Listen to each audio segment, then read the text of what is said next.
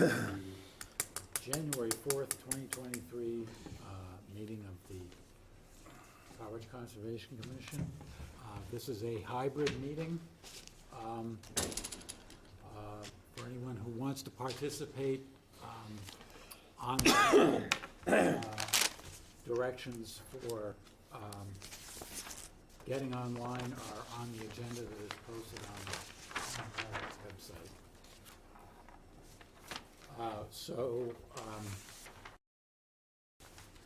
Our first item on our agenda is a notice of intent for 61 Shore Road, map 2, parcel B1-1, raise and replace dwelling with appurtenances and beach access.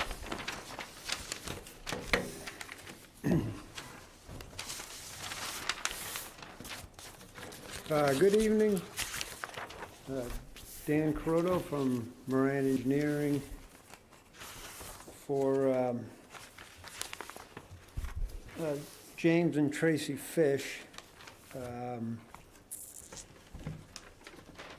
Crawford Law Land Management. Angela Tanner and Jennifer Crawford are the landscape architects. I've been dealing with the client about the landscaping, and I believe they're on the video. Okay, let's see. So we submitted multiple plans, and then things got revised after meeting with the county coastal geologist about the landforms out there. And so we submitted more recent plans last month to get on for this meeting. Excuse me. So we have the main site plan, or the engineering site plan, which the one side has existing conditions, the next side has the proposed conditions, the proposed house, patio and pool area overlaid on the existing. So the existing house and deck area is in a slashed outline, reduced slash outline on the right side of the page. And then beyond that, I submitted a plan of the walkway to the revetment and then down the revetment, which just matches the footprint of the existing, and that which is deteriorating, to update that. And then Angela from Crawford Land Management updated their plan. I don't believe the plant's changed at all, just the delineation lines from the new information from the county geologist. So going through it, the idea is to remove the existing house, which is a house, I believe, that was built in the 80s, which had replaced a house prior to that. Remove that house, and then the new owners want to put in the newer house with patio out front and with a small pool. The new project doesn't get any closer to the wetland resource than the existing. Then I went through I put a chart on top of the site plan showing the changes in coverages over the existing. So within the 50-foot setback, there's a reduction. The 50 to 100 with the new delineation of showing a dune mound beyond the rock revetment, which, as far as I can tell from the original plans, the original plans show a constant slope from the house down to what at the time was called the coastal bank, which allowed this project. this project and another project next to it were approved, then another one was looked at and thought to be, another adjacent project was thought to be a dune at that time. So my assumption is they did look at it heavily, and they figured at the time this met the criteria for the revetment. But it looks like, if you look at the slope and what they had to remove to put these rocks in, it looks like they removed, the sand they removed, they put on top of the revetment, or atop and behind, creating a mound. Then we jump to, this is my interpretation, then we jump to now where it was 2014 where they updated the floodplain maps, and this new mound area, is now within the floodplain. And and in that case, it's either a mound, or if it's fill, which I believe it is, it was moved there, then it's either becomes a coastal dune or a coastal bank, and I think it certainly resembles being a mound, a coastal dune, more than a coastal bank, now that it's in the floodplain. Having said that, I think you can see there's organic in the soil, and then below that is your dune soil. So there's not recent wind-blown soil building up there, and I think Angela or Jennifer will go into that when it comes into play with what type of plants they think are best for that area. But certainly American beach grass, and there's certain other plants that require constant replenishing with new blown-in sand. But this whole area has been heavily developed. If you look at the original soil maps, it's all, it's considered the whole area, including across Shore Road, is considered wind-blown deposits. But it's, Shore Road was put in the early 1900s.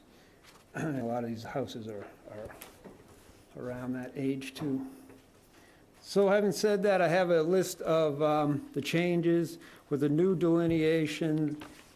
The area, the 50 to 100, which is actually be the lawn in front of this house, there is a increase of 547. So subtracting the decrease in the 50 leaves 170, and I think again, Angela or Jennifer will go into the mitigation to make up for that 170. I also added the total used area within, so the outer limits of the lawn, the used area gets brought, the used area gets brought in. What isn't plants, undisturbed plants, what would be the lawn, and inside that the outdoor used area is slightly reduced from existing.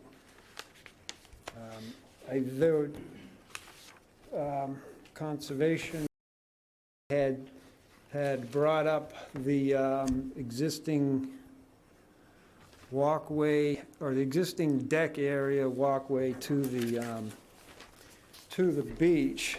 So it looks like this work was done in '91. That's when the order of conditions was. And when I look at the original approved plan, it's a little confusing. Page 1, I believe, is what was there, and then the rock area was overlaid on it. Page 2 doesn't so much match page 1. And it's, so as for sizes, it's a little hard to judge. On page 1, I think it's roughly scaled at 9 by 11. Some of that is steps, the right scale, of course. 11 by, about 11 by 9. But in this case, I think it was before a wall, so it was just going down the beach area. Then once they put a wall, when you get to this page 2, it it's not an actual structure that would work in this case, because it's steps going down along the wall, and it doesn't match page 1, so it's a little hard to tell. It's a little hard to judge this versus the existing now, which was built over 30 years ago, and what was approved. I'd like to say they approved page 1, because it certainly is, that 9 by 11 is awfully close to the 9.5 by 11. If we take what's there now, and it's certainly been there a long time, anybody that's seen it, it's pressure treated, but it's painted and it needs replacement, and it's all the paint's chipping off and everything else.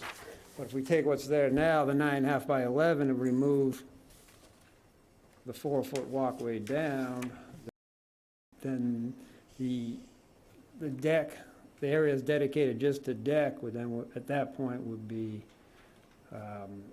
7 by 9.5, which isn't overly big. But I'll leave that up to discussion. Other stuff, I think the lawn area, and again, the landscape architects can go into this, the lawn area was gonna be brought back somewhat from the water side and straightened out. And then there was a patio and a grill that were fairly close to the wetland resource. Those are going to be removed. A good section of the existing walkway going towards the house is going to be removed. That was the landscape architects speaking with the owner, decided they didn't need that or didn't see any reason to keep that. And with that, I guess I'll ask for Angela or Jennifer to go over the landscaping, if they're here. My name is Angela Tanner, for the record. I'm from Genic Studio Crawford Land Management, and I think Dan explained the majority of what's going on with the hardscape, but basically, to summarize, our goal here was to reduce the amount of impervious surface coverage within the 0 to 50 foot buffer. And so the arrangement of the raised patio space and the steps and walkways, they all fit within the former configuration of the house and deck, but they're just reformatted a little bit in order to reduce the coverage as well as make the space a little bit more usable with the new house footprint. And our plan, I don't know if you need me to share my screen or not, just let me know. But our plan basically has the existing house and hardscape in red dashed lines, so you can see where it is in relation to the newly proposed landscape. We did straighten up the edge closest to the waterfront. It's kind of a zigzag shape now. We just kind of split the difference and straightened that up.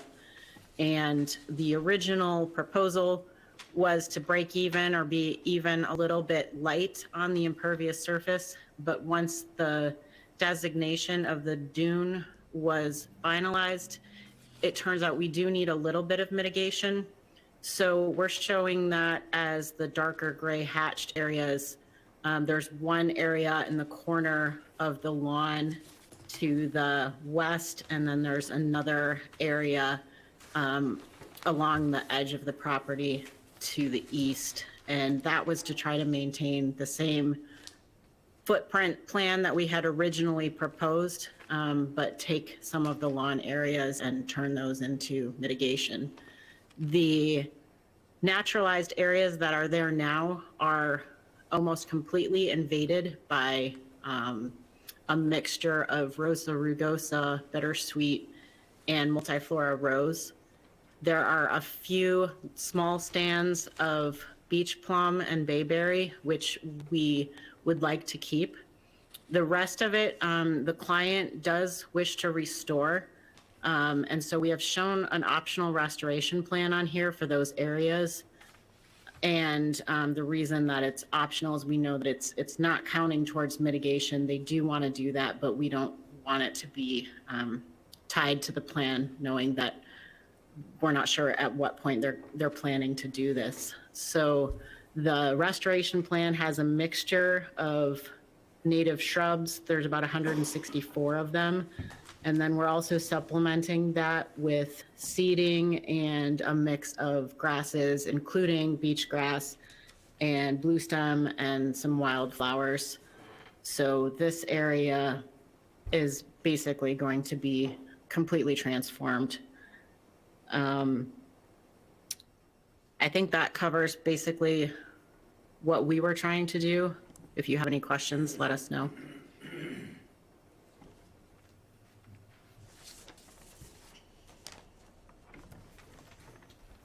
Okay. Amy, do you have?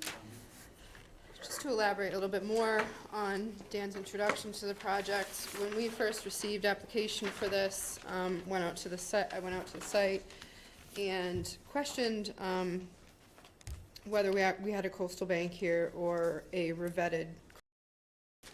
And so with client's permission, we continued that hearing, went out to the site with Dan, Angela, and Greg Berman from the county. We looked at the soils on the site and adjacent, near adjacent properties as well.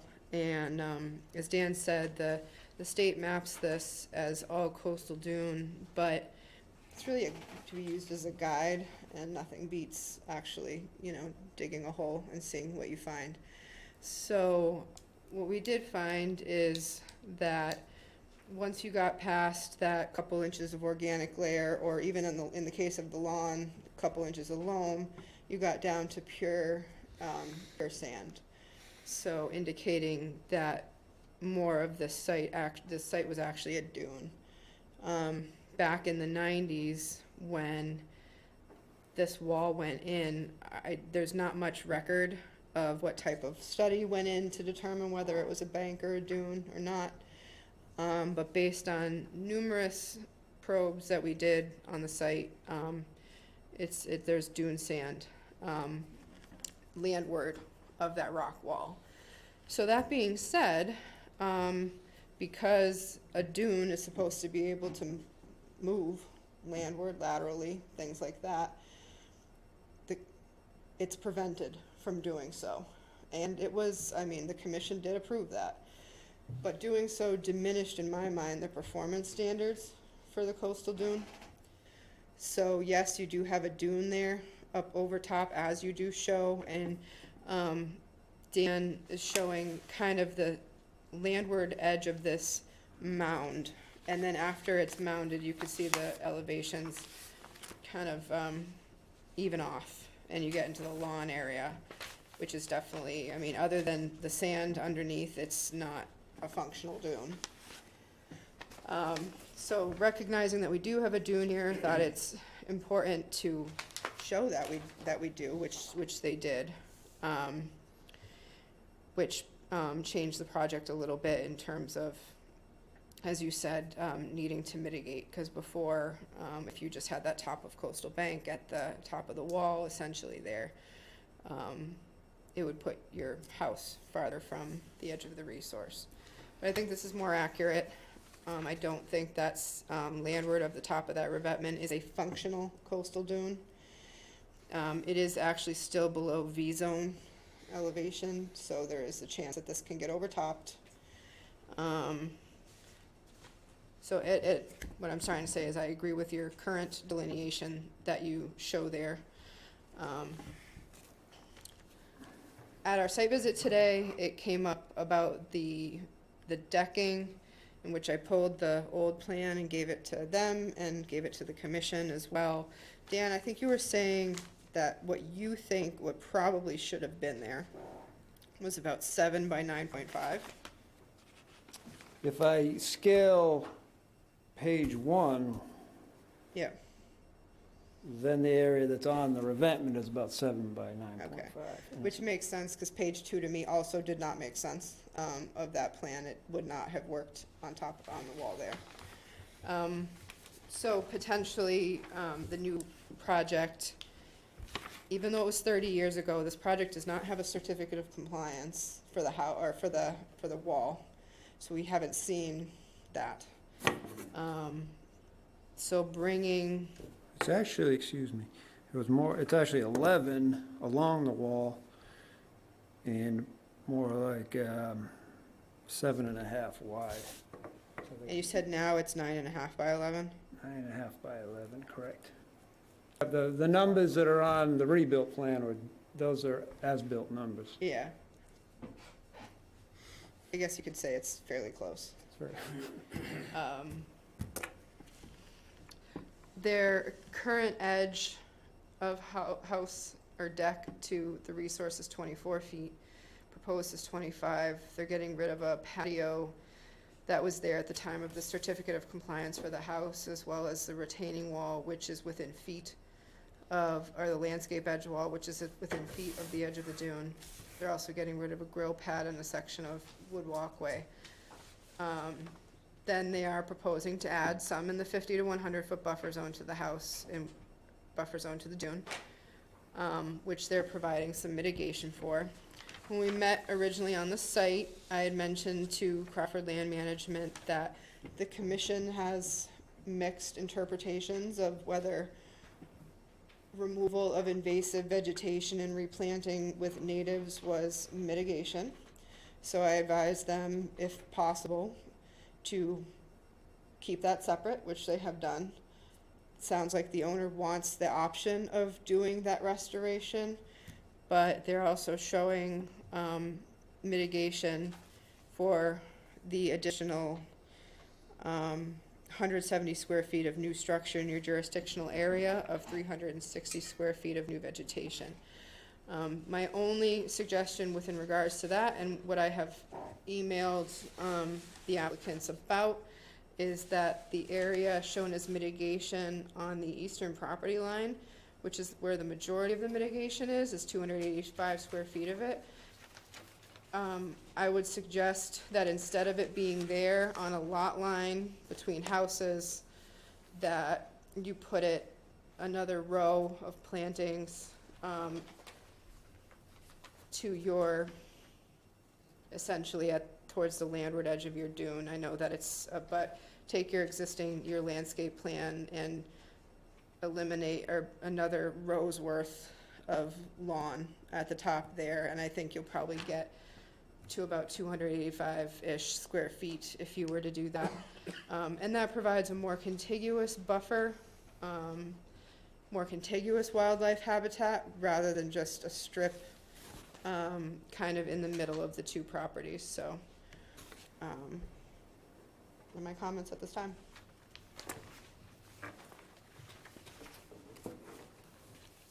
Okay. Comments from the commissioners. Let's start with Stan. Do you have any additional comments at this point? I see this being pretty straightforward, actually, at this point. You see it as an improvement overall. I don't think I've got anything to add to it. Got a couple of questions. One for Dan on, this is kind of an aside, on the existing of, the condition of the existing revetment. Your firm was involved in designing it many years ago. Any comments on the condition? Has it stayed? Is it in good condition? Has it migrated? Anything to learn from that 30-year structure? The previous, two previous companies ago, but same name. It's solid. It's actually with this most recent storm, which I don't know where it matches in the years of storms, but this frontal dune I'm showing in front of it looks a heck of a lot different now than what my plan was, just from even when Amy and I were out there. And today. Yeah, It's gone. so that you see these structures did hold, you know? Of course, there's the issue of, and I think it goes all the way down to the Heron River jetty, is a huge issue of, this is holding place, but we're not getting replenished, of course. But I think with all the engineering jetty structures and with quite a bit of armor already on this thing, and these one-hit storms, these things work. And this thing is holding, you know?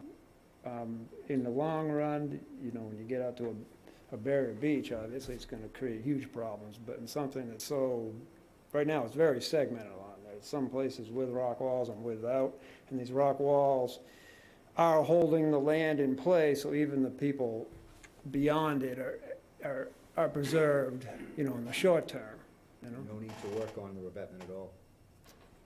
No, I don't see, I mean, I didn't take that, I did take a run down after the storm, but to me, it looked fine. Yeah, oh, good. It's not slumping or anything. Yeah, oh, good.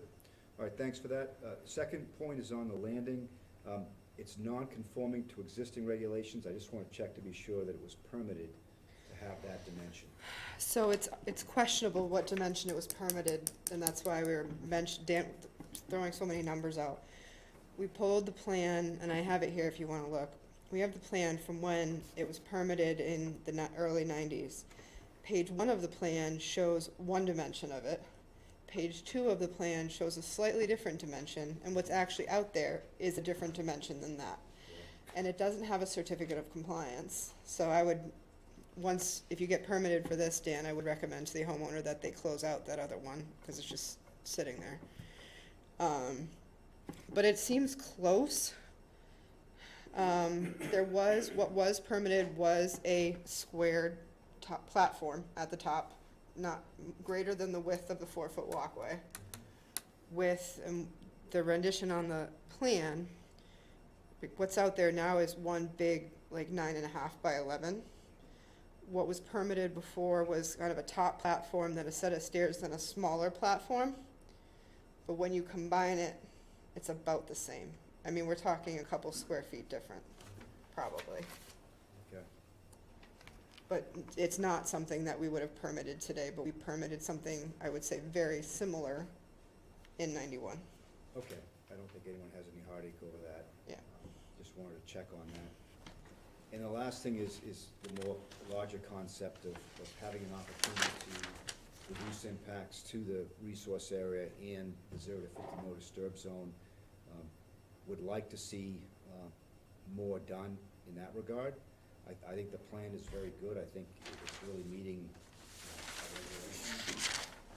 I'd love to see an opportunity to have a reduction in lawn, so I support Amy's recommendation for one. But I would like to see some discussion on, you know, can you move the structures back a little bit more?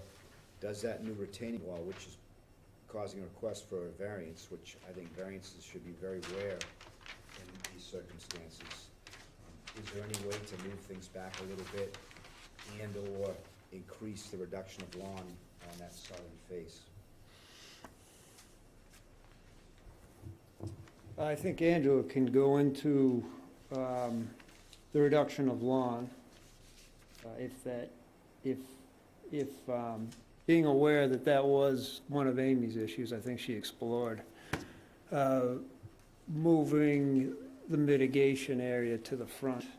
I think that the actual, where the 0 to 50 isn't, they're not increasing, they're not getting closer to the wetland resources, and they're not increasing in the 0 to 50, they're decreasing slightly. I don't think the homeowners at this point are open to moving the structure. And where there isn't, I mean, there is some room septic-wise, but it is getting pretty tight septic-wise, keeping this configure of house moving forward. 'Cause it's still all septic systems out there, so we had to show this. It's an existing 6-bedroom house. I think the current floor plan's a 5-bedroom, but it's still a large septic system. Can you speak then to the purpose of the variance? What would the cause be to grant the variance? I thought that any work within the 50 required the variance. So I thought that even like taking down the old house would be a variance. Technically, the language is still kind of vague, and it is new work, because they're new work in the 50. So I suggested that they request it Yeah, rather than not. right. So for me, I'm looking at that new retaining wall as the new structure. And it's a logical new structure, but it is still a new structure in the 0 to 50, and so that's what I'm looking at, and so that's why, you know, our variance language, you know, requires some, you know, purpose, some reason for a variance. I think that the improvements in, hopefully in the landscaping would, again, this new structure is on top of the old structure. Is it directly on top? It's not the exact footprint, but it's, yeah, it's directly on top, except for a couple of corners. But you can see where the existing deck sticks out a few feet further, right in the middle of the house, or right in the middle of the structures. So the existing deck is getting removed, and there's new structures going in that same location. So it's really, there's very little new area. But again, as for improving the landscaping, and of course the lawn area will have to be, anything that remains as lawn will need to meet the new requirements. That'll be an improvement, but I think, Yeah, the retaining wall is in the location of the deck. Correct. The retaining walls are all where the structure originally was, for the most part. As far as moving the mitigation, we can definitely work with you on that to get that closer to the resource area. Great. Okay, so what I'm hearing is the retaining wall is essentially the same footprint of where the present retaining wall is. yeah. Present Well, the deck. But the deck is a lot more, the existing deck is a lot more segmented. I guess the new retaining wall is segmented too, but it's not as much. So if you look on the right side of the proposed conditions plan where it says, up next to a lawn comment, it says remove existing deck. It's right in the middle. It's the closest structure to the wetland resource there. That is existing, that's the outline of the existing deck, and then a few feet behind that is the retaining wall. All right, then I'll defer to hear from the other commissioners and just make the same point that for a project like this, I'd like to see some ability to reduce impacts to the resource area in the 0 to 50 by pulling the structures back or reducing lawn along the dune. Well, we have already reduced the amount of impervious surface that's in the 0 to 50 from what is there now. And they have pulled the house back, I think, as far as they could, without impacting views from the two adjacent houses. So if we move the mitigation to the water side, that would reduce a little bit of the lawn on that side as well.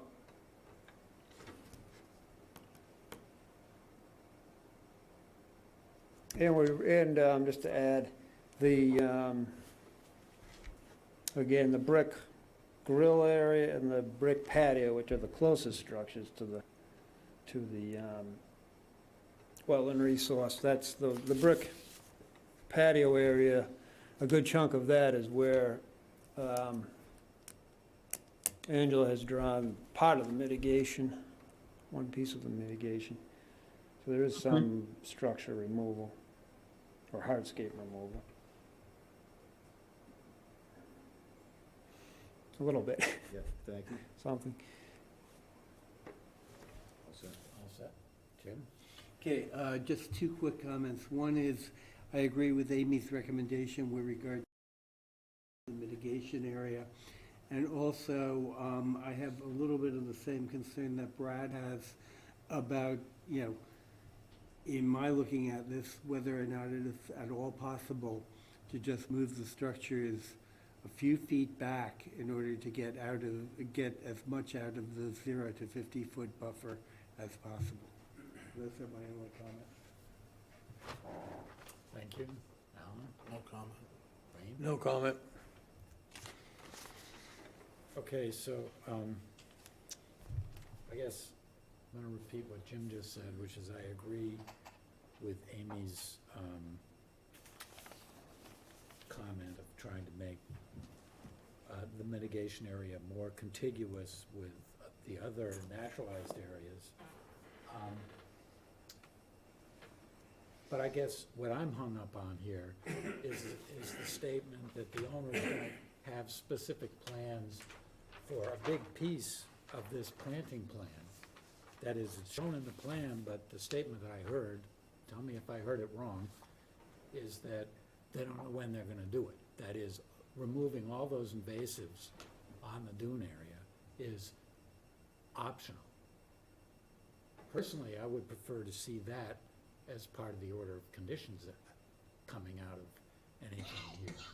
And something that has to be complied with in order to satisfy or to obtain a certificate of compliance. I think a big bit of the attraction here, I know there's talk on the committee about whether we should consider removal of invasives as mitigation, and I don't think that's what's being suggested here. But I would like to see the plantings that are shown on this plan as part of the order of conditions, part of the approved plan, and something that has to be satisfied in order to obtain a certificate of compliance. Because it's a mess there now, and of course, the sort of invasives that are there now are a threat to all the surrounding properties as well. And one of the neighbors appears to be attempting to do something about that on their property. But, if you have somebody just generating an enormous amount of bittersweet seed, and if the neighbors are trying, hopefully they're trying to get that stuff off their properties, I just think it's a problem. Anyway, that's my comment. I think a lot of this is that Rosa rugosa, which back in the 90s was, because the roots hold the ground so well, was encouraged to be planted there. But I think I don't know, and Amy and Jen would know a lot better, if Rosa rugosa, I know it's a non-native, but I don't know if it's an invasive as it pushes out native plants. But I do think this plan was the intention of the owners to do, I think, but we know we have to do some revisions to the plan anyway, so I think the further discussions with the owners about planting might be, well, we need to do the further discussion with the owners about the planting anyway, to bring it closer to or to bring all of the mitigation adjacent as close to the wetland resource as possible. I think the owners will agree with I did speak to them before the meeting, and I think bringing it closer is okay with them. I have not talked to them about making the restoration mandatory. I know they do want to do it. I just don't know the answer to that piece of it. Maybe you can tell them too, like, so instead of putting in this mitigation plan and getting rid of the lawn and putting, because we would only potentially require the mitigation, and John and Brad are saying requiring the restoration too, which I think is a good idea, but if they were just to do the mitigation, it would quickly get overrun by the bittersweet and the rugosa rose, which is, I believe, characterized as an aggressive. I don't think it's on the state list of Yes. invasive yet, but it's considered an aggressive species. It does outcompete other species. So, Yes, I we do definitely think the agree with two- that. I do think the it's better two go to remove together. So to maybe convey to the owner that really the success of the mitigation plans is going to really depend on doing the whole restoration piece. And so I think the two do go hand in hand. And it's a 3-year permit, so there's some wiggle room in time to get that done. I can understand an applicant, you know, tackling a house and maybe tackling the next thing the next year or something like that, but. Okay, I just have one other question, following up on Brad's question about why the retaining wall. And I have the same question, and your answer to Brad's question didn't answer mine, which is, why do you need a retaining wall there? I mean, it says 30-inch retaining wall. Is that because there's fill under the deck and you're holding back fill? Why wouldn't you just be building a deck that's raised and sitting on posts? Why is there a retaining wall needed at all? The retaining wall was landscaping. It was to bring the, so when you're walking out of the house, you're walking out to your patio and then your pool area. There's just, in place of the deck, they wanted to do a patio area. And they wanted a patio up at their, you know, half a foot below their first floor. So it's just part of the whole house and outdoor layout. Okay. Probably obvious to a construction guys, but just not to me. Thank you. So, Like a continuance maybe for 2 weeks? oh yeah, any other comments? Sorry. I do want to follow up to clarify what we're asking, because are we asking to rescind the mitigation with lawn removal and just focus on mitigation, or both? Because it seems to me that the mitigation next to the dune should not be required, because it's, given our bylaws and regulations, it's not required. And so to me, it's a landscaping preference. Yeah. And the greater benefit I see to our act and bylaws would be reduction of lawn or having the structures move back. So I do want to ask that if we have a continuance, that the opponent explores those options as well. We were definitely, it sounded like we're definitely getting rid of the lawn in front, correct? Towards the wetland resource, Correct. bringing that up. I think that's what Angela was speaking to. Yeah. I personally had pushed because it made my life easier, the house to be moved back in the first place, and it didn't, with the architects and owners, it didn't go anywhere. So there is reason, and septic system, it certainly fits with the house where it is, just the whole layout. Leaving some room in front works. So I think if we could work with the landscaping to make it approvable, that would move us ahead. Okay, so, So I guess we'll ask for continuance for, all right, so what is the timing that works here? So our next meeting is Thursday, the 19th, because it's a holiday week and we got bumped from our Wednesday, so it's gonna be Thursday, the 19th. And we would need something by the 12th.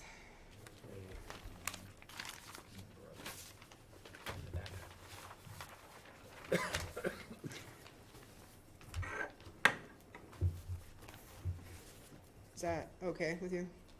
I believe so. Angela, you still on? Yes, that will work. All right. Okay, so, Okay, then I'll move that we continue the public hearing on the request for a notice of intent for 61 Shore Road, map 2, parcel B1-1, to our meeting of January 19th, 2023. okay, all those in favor? Aye. Unopposed?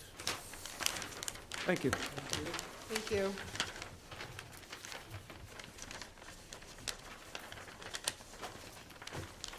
All right, what do we have next here? Next, we have orders of conditions. First, for 3 Mark Lane, map 30, parcel G5-3, SE 32-2508 for new dwelling and appurtenances. Do you have any questions on the draft? Comments?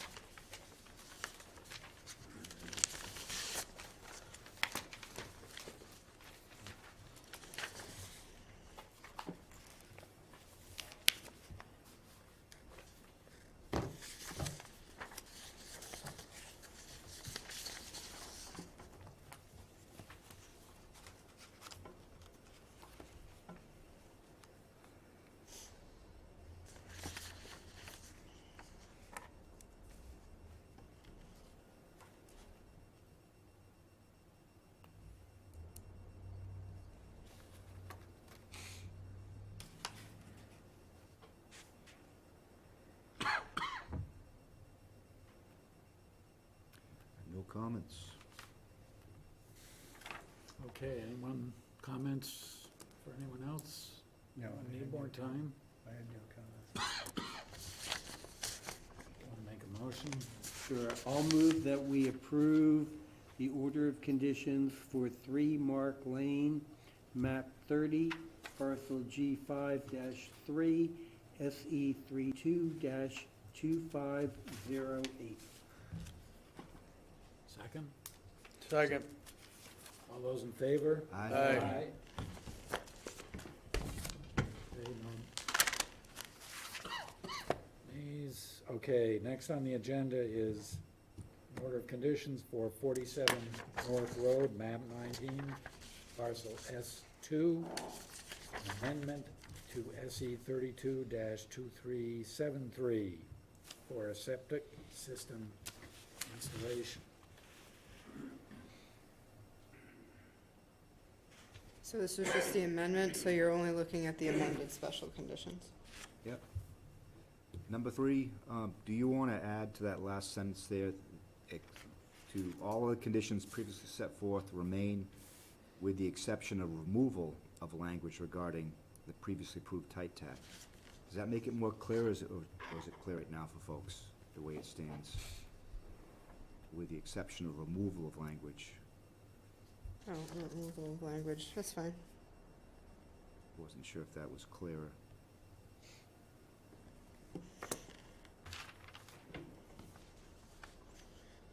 I think that makes it a little clearer. Go ahead. Anyone else? You all set?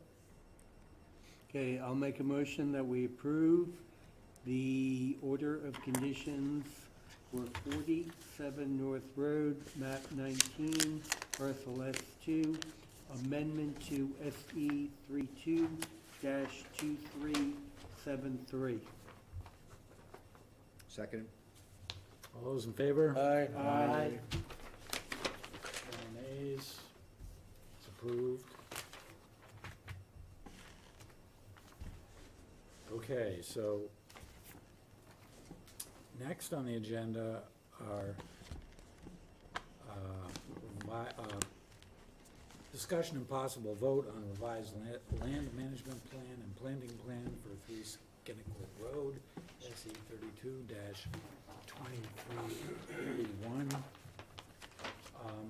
Both the next two items are reflects Yep, discussion. Teresa is ready. Oh, she's ready, oh, great, Yep. okay. And also Attorney Riley, and so this for, actually, you're here for both, right? We're doing 3 Skinnecourt first. Oh, no, no, that's just Teresa. no. Okay, Okay. relax for a few minutes more. All right, Okay, 3 we will Skinnecourt. proceed with 3 Skinnecourt. That's, okay, thank you. Teresa Sprague here on behalf of Gary Petty of 3 Skinnecourt Road.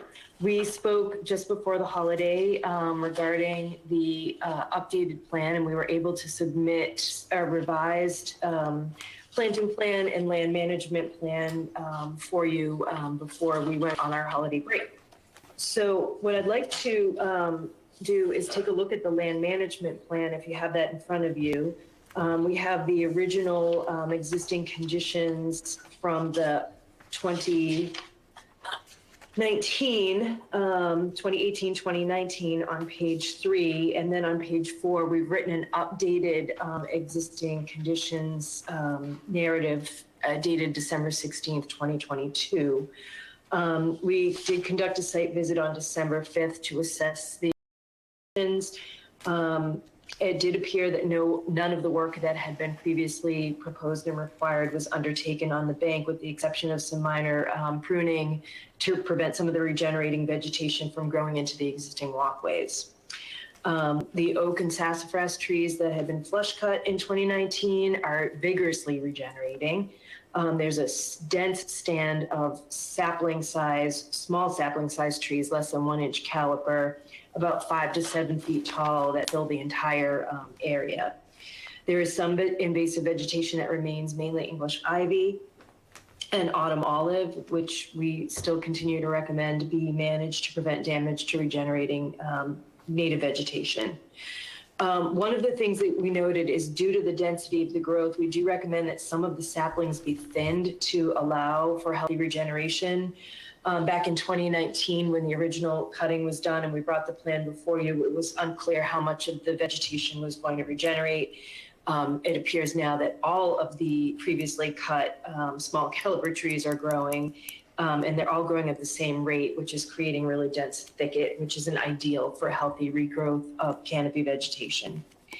In the previously approved plan, the commission required that 5 oak trees be managed in a way that supported their growth to a canopy-sized trees. We recommend that those trees chosen for that coppice regeneration management be continued to be managed in that method. We would recommend that we start some thinning with some of the sassafras, followed by thinning of some of the oak saplings as necessary. Basically, what we're looking for is to get regeneration of multi-stem oaks at approximately 10-foot on-center spacing. This will require regular pruning using best management practices in order to support that restoration, and that pruning will have to be maintained over the next several years. Some of the shrubs and understory trees that we had previously proposed in anticipation that we would have some vegetation not regenerate is no longer necessary and no longer recommended because of the significant amount of regeneration in the area. In order to plant that would be just disrupting native vegetation that's growing in its place. But we do recommend that the previously proposed removal areas be maintained, and that the vegetation that we propose to plant at the edges of the regenerating thicket also be installed. We also recommend that the previously required split rail fence be installed to delineate the no disturb zone. And all of that is shown on the updated site plan. So we have the original vegetation management plan dated May 21st, 2019. We made that revision in June 11th, 2019 for the 5 oak trees, and then we revised it again with a revision date of December 16, 2022. And basically our revision note just states we've updated the planting plan to reflect the current conditions. We removed some of the previously proposed shrubs from areas where oaks and sassafras are fully regenerating. So with that, I'm happy to answer any questions about the revised plan, timeline, et cetera. Thank you. Amy, do you have comments? I'll be quick. I think this is the proper way to go about this. It's been a few years since we had approved after the work was done without a permit. Extensive revegetation or regrowth has happened. It makes no sense to have them do the original replanting plan and rip out all the good things that are regrowing, but they do need to be managed.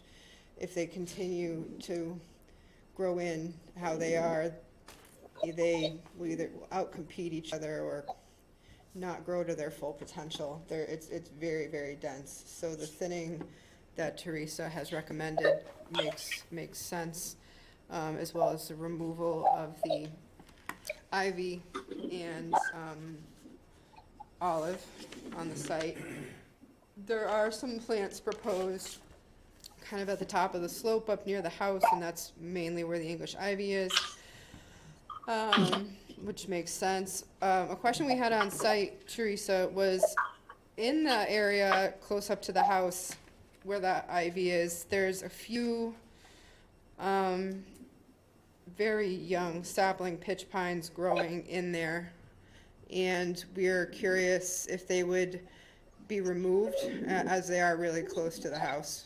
Or they would be if they got big. Yeah, I think if we're talking about that area right along the walkway, we're proposing the split rail fence, which is right in front of the existing deck and the existing house. We would propose to remove those in that area when we remove the English ivy and then plant those shrubs in that area. And I think that will make sure that the top of that slope is really well vegetated and won't require, or I shouldn't say require, but won't encourage pruning or cutting without a permit in the future. Yep.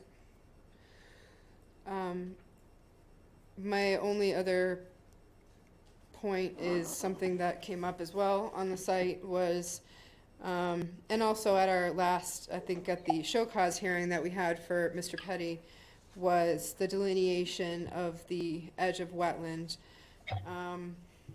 This is tidal at some points. I mean, the Skinnequit Pond does have a herring run that feeds into it. It is a tidal herring run.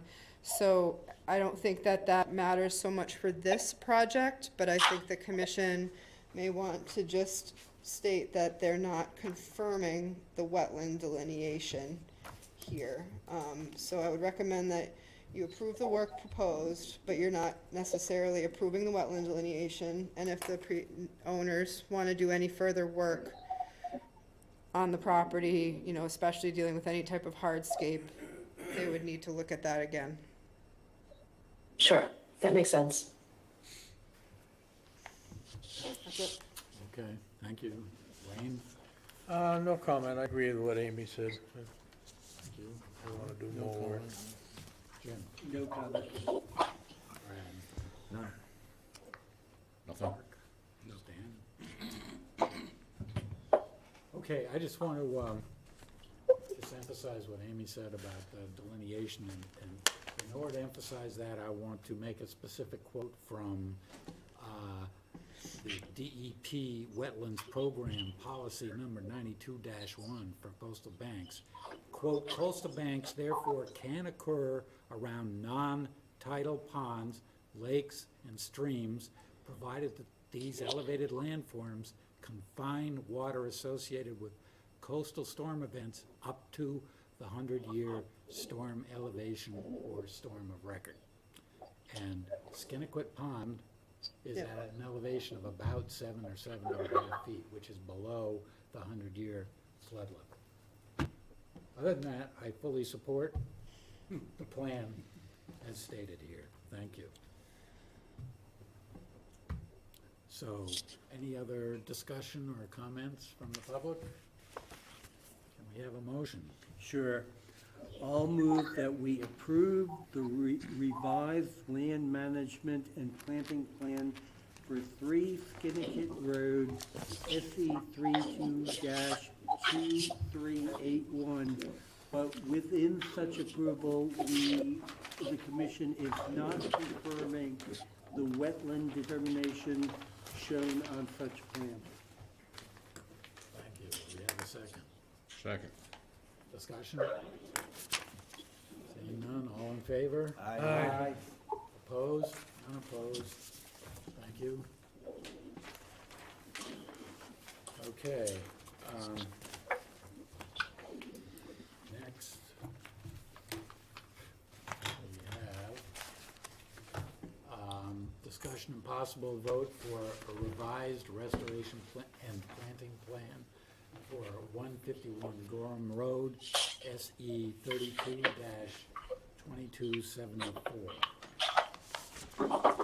Good afternoon, good evening, I'm Bill Riley, I represent the McDermott family. I hope this is the only thing I have to say, because Teresa did our plan, and I think she did a great one. She worked it out in conjunction with Amy, so I'm gonna let Teresa do her presentation, then if you have any. Thank you. Teresa? Thank you. Thank you. Good evening again, Teresa Sprague here on behalf of the McDermott family. This is another older plan that we had originally submitted an invasive species management and restoration plan back in 2016. The area in question, if you look at the land management plan, we resubmitted an updated land management plan. We kept the bulk of the information in there just for the commission's reference. And if you turn to page 3 of the existing conditions as they were in 2016, the property had basically been overrun with invasive vegetation, including porcelainberry, rugosa rose, vine honeysuckle, shrub honeysuckle, English ivy, etc. There was a mix of native and vegetation growing within the invasive vegetation right at the edge of the bog, the Cold Brook Preserve bogs, which this property abuts. And several trees had blown over at that time. And so there were several large trees that had fallen over, stumps that were uprooted, invasive vegetation that was uprooted. And the McDermotts had a landscaper come in at that time and clear or clean up that uprooted vegetation, and had done a significant amount of clearing at that time without the benefit of a permit from the Harwich Conservation Commission. So we were brought in and asked to put together a restoration plan, which we did. We shared some photos with you that were taken early in the spring of 2016, and then some photos that were taken in July of 2016, in which you can see that there is a significant amount of regrowth of invasive vegetation and aggressive native vegetation throughout the area. The trees were really being just disturbed and damaged by climbing bittersweet vines. There was a bunch of fallen debris throughout the area. And it was really in quite poor condition. And at that time, we proposed a full invasive species management restoration of the property. So that restoration did not take place at that time, and the invasive vegetation continued to grow. And fast forward, here we are in 2022, and we are coming back before you with an updated restoration plan. We were out to the site several times during the course of the 2022 season to assess the conditions. In addition to invasive vegetation that was present when we came to you in 2016, then we also noted a significant amount of garlic mustard and mugwort had moved into the area. And really, the term explosive growth is used in our existing conditions updated in December, and that's basically what actually happened. The site had remained untouched through those years, so that invasive and aggressive vegetation really persisted. Again, we noted pokeweed, rugosa rose, porcelainberry, vine honeysuckle, English ivy, raspberry, along with the garlic mustard and the mugwort. And all of those, or several of those species had migrated outside of the originally proposed management area. And so we're expanding the proposed management area in this, for this plan. Native vegetation that's noted on site includes, again, black tupelo and oak trees, as well as a really healthy stand of native arrowwood viburnum that's growing on the northern portion of the site. Bittersweet vines do continue to grow throughout the canopy. Shrub honeysuckle pretty much concentrated along the woodland edge. So our goal is to prevent the spread of those invasive species, to protect those existing standing trees, the oak and tupelo trees, and to restore native vegetation. The McDermotts had a new survey done by Tom Stello, land surveyor, which we've used for the plan that we've submitted dated 12/21/22. And so we have updated our planting plan pretty significantly. With that, we're proposing to restore in this area 6 trees, including 4 American hollies, a malinkyr, and an eastern red cedar, along with 50 native shrubs, including summersweet, inkberry, holly, winterberry, and viburnum. We did note a significant amount of ferns and native grasses growing within that area, so we'd like to augment that with the addition of some hay-scented fern and some switchgrass. And additionally, once the invasive species are removed, we'd like to seed an area with a mix of native grasses and wildflowers to create a little bit of a meadow area. So our plan lists or shows the 50-foot buffer, the 100-foot buffer, and the floodplain contouring. So you can see those, the 50-foot buffer is noted in red, the 100-foot buffer in blue, and then the floodplain contour wraps just to the west of the swimming pool and then around the house. So all of the work that we're proposing to do will take place within the 100-foot buffer zone in the area shown in green. I think the total management area is about 14,000 square feet. Of course, there is still a number of existing native vegetation, including that really healthy stand of existing dentatum, which we're showing on the northern portion of the lot. There are several tree stumps from fallen trees. Those tree stumps will remain. There's a mound that kind of in the center of the property where I believe there's some tree stumps had fallen over and then had been covered with dirt. That area will be seeded with the native grass and wildflower mix, and then shrubs planted all around that. We are proposing, the one thing that we're proposing that we had not proposed in the previous plan is a path, a wood chip path that will just allow the property owners access across this area so that they can get out to the pathway around the Coldbrook Preserve. So with that, I'm happy to answer any questions about the updated restoration plan.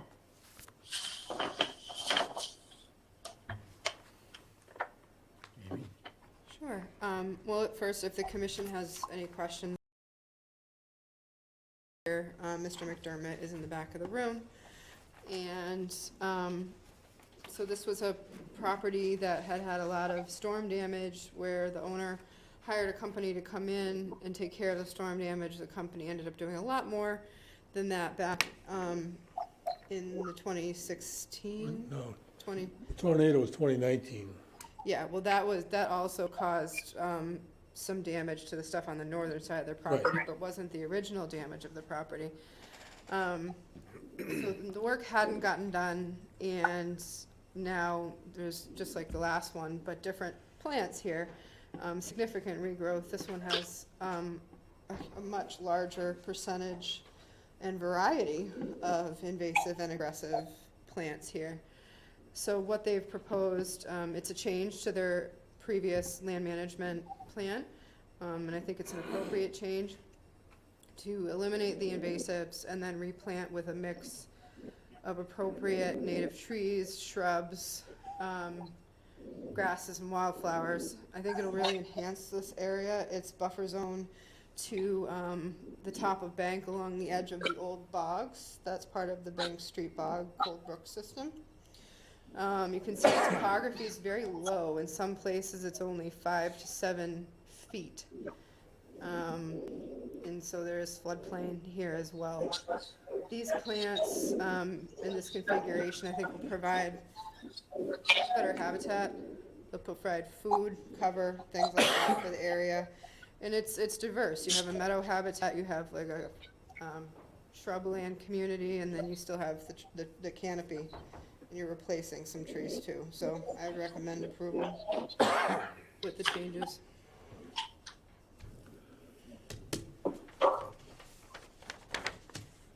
Thank you. Wayne? I don't have any comment. Sounds pretty good to me. No comment. None? Mark? Stan? No. I have no comments either. Or questions? Any other comments or questions? Okay, Okay, can we have a motion perhaps? I'll move that we approve the revised restoration and planting plan for 151 Gorham Road, SE 32-2274. Second. Any discussion? All those in favor? Aye. Hey, go ahead and pass it down. Opposed? Thank you very much. Thank you, Amy. Welcome. Thank you, everyone. Have a good evening. Take one, pass it down, please. Yeah, okay.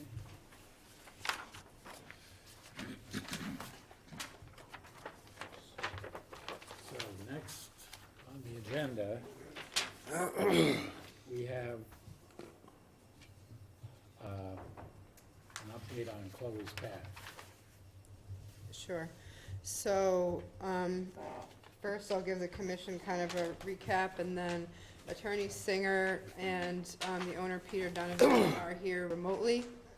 So, really quick, the commission issued an enforcement order dated October 6th to HFH Development, the owner of the property, Mr. Donovan. That order required them to file an existing condition site plan for the roadway, including the edge of the cleared area and buffer zones, by January 3rd, which was yesterday. Also by the state, they were to submit application for a new notice of intent for the implementation of the box turtle plan that MISA had, MISA approved, that was part of the roadway approval, but had not been done. Hadn't heard anything really, so I reached out to John O'Reilly, their engineer. He had said he was not aware of the October 6th enforcement order. He had only been given a copy of an earlier May letter, which was not an enforcement order. He was able to get me part of an existing conditions plan, and that's what I passed out to you and was in your Dropbox. That came in yesterday. So that's an existing conditions plan for the road, but it doesn't contain everything that you wanted it to contain on the as-built plan. I'll be meeting with Mr. O'Reilly next week to go over exactly what needs to be on that. And they are in the process of filing the notice of intent for the creation of the box turtle habitat. He says, according to him, they're hoping to make our next filing deadline, which is January 17th, which means the notice of intent would be on our February 1st meeting. So I guess with that, Mr. Donovan and Attorney Singer, do you have anything you'd like to add to that before the commission asks questions?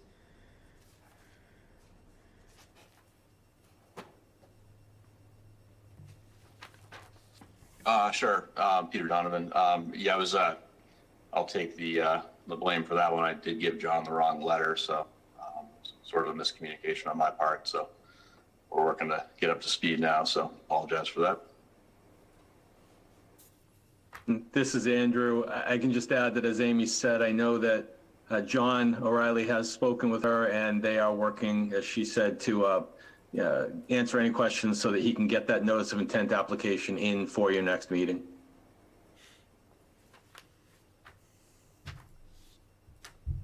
Okay. But, I mean, do you have any questions of them? And I know there are people in the audience who might have comment too. Do we have any questions or comments from the I don't. commission? I don't. No, I know.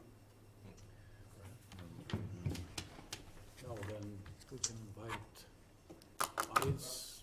Thank you, Mr. Chairman, members of the board. Peter Gorey, 226 Sisson Road.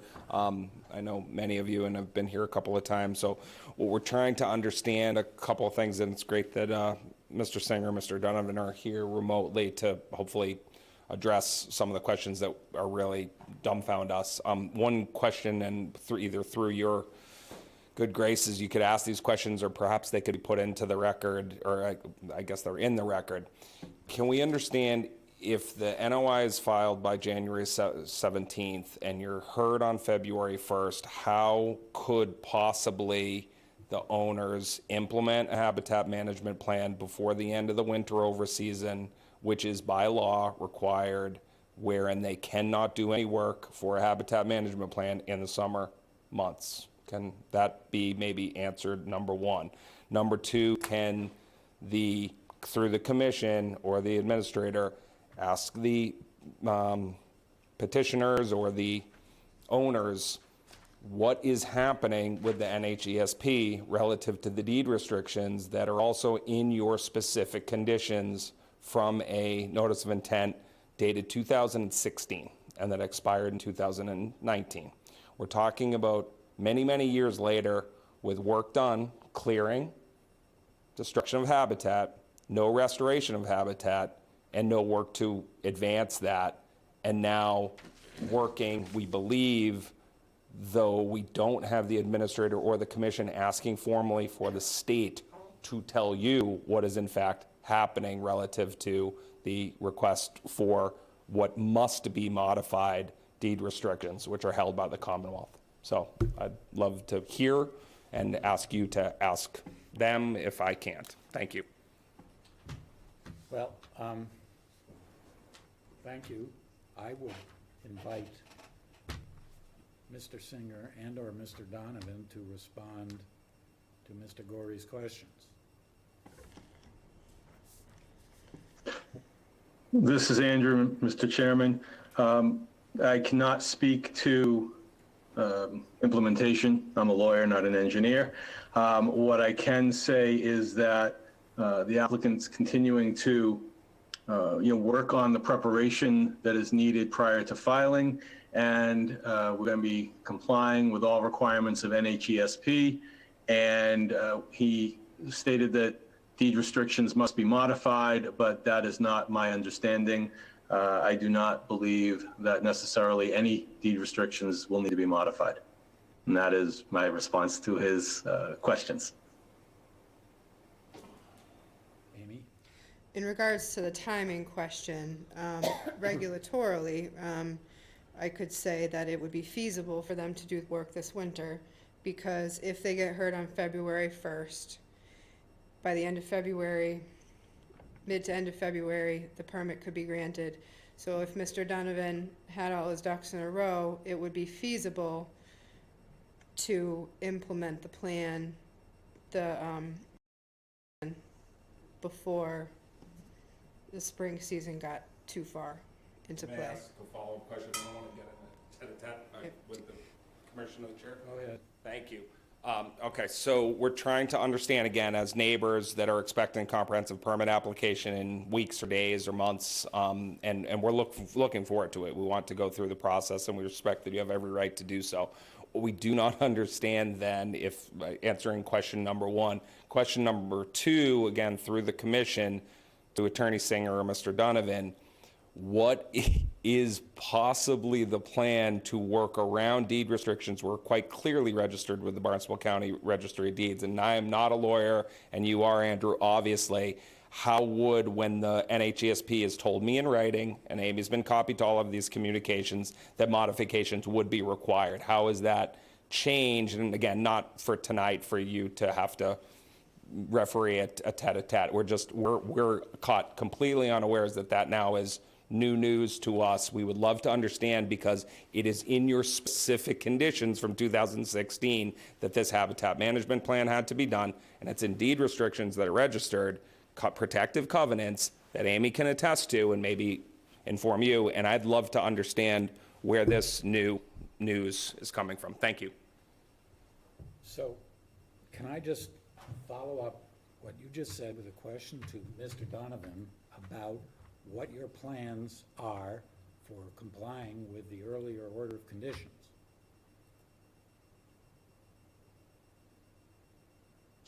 Sure. I mean, that's what we're trying to do right now. We're just trying to comply with what we originally agreed to.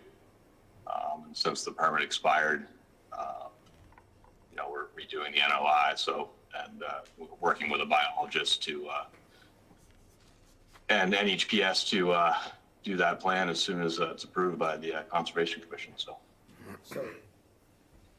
Are you saying And if I could- just to follow up that question, are you saying your plan is to request a change on the earlier order of conditions? no. No. Not our order of conditions. So the previous permit was expired, so in order for them to actually carry out one of the conditions of the permit, which was the implementation of the turtle plan, they had to do a new notice of intent, which is what's coming forward. The whole, and I have been copied on a lot of the back and forth, and I'll provide that to the commission between Natural Heritage and Mr. Gorey. And I too would like to understand, because I'm not an attorney, why the deed restriction would need to be modified. So maybe, Andrew, maybe in an email or something, if you wouldn't mind, could you provide that logic? That would be helpful, I think, because as I had read in the email chains that I've been copied on, it did appear that they were directing you to modify it. So it's not a conversation we need to have tonight, and I understand like conservation has a role to play because it is in our order of conditions. We do have habitat here, which is under your purview. However, the deed restriction's a little bit of a separate, the deed restriction's a separate thing than your order of conditions, so.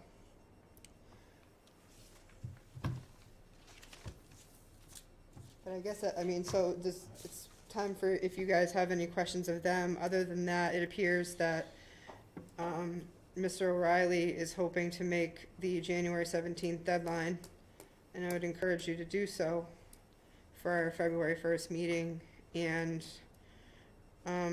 I will meet with him next week so he understands exactly what we're looking for in the as-built plan. So can I ask Mr. Donovan if you plan to proceed before this spring or whenever the restrictions are on your further modifying habitat there? Do you foresee getting this done this season? Yes, I would like to get the turtle plan implemented over the winter. That's obviously the allowed time to do it and the best time to do it. So yes, we do intend to move right away with it once the commission approves issues the NOI. Okay. Do we have any other further questions or discussion? Hearing none, I don't think we have any further action necessary. Nope, it was an tonight. update. Thank you.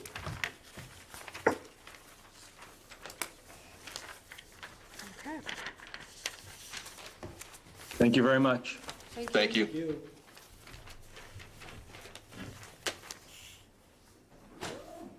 So, okay.